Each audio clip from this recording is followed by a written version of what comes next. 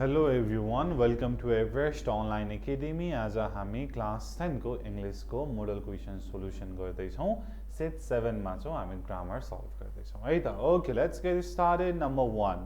Kritika said neither of the chair is broken अब यहाँ नेरी हेर्नुस् है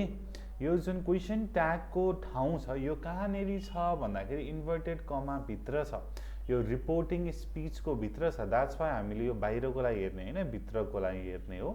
सो नाइदर छ सिंगुलर pronoun indefinite pronoun भयो दैट्स व्हाई हामीले इट राख्छौं negative statement positive tag neither of the chair is broken is it भनेर हुन्छ है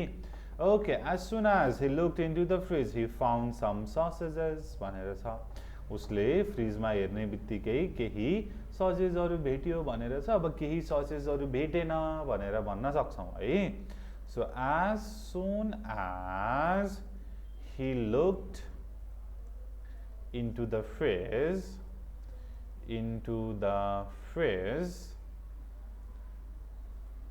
he didn't found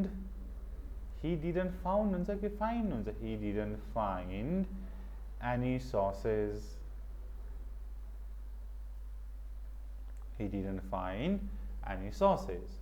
by the end of this week Ananda will have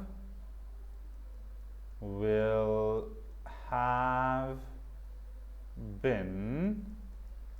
living here for 2 years भनेर भयो प्रशंसा suggested going shopping then भनेर भनेको छ अब यहाँ चाहिँ suggested भनेर छ that's why let's भनेर भनेको भन्ने कुरा हामीले थाहा पाउनु पर्छ प्रशंसा said let's go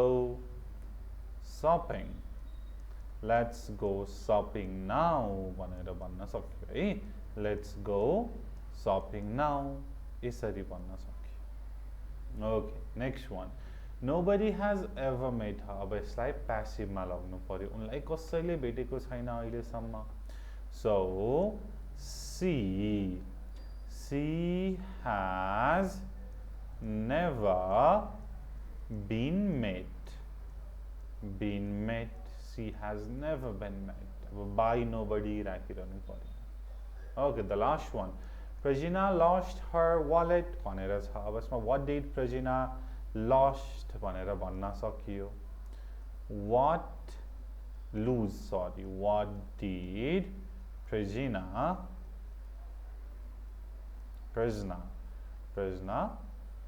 lose भन्दा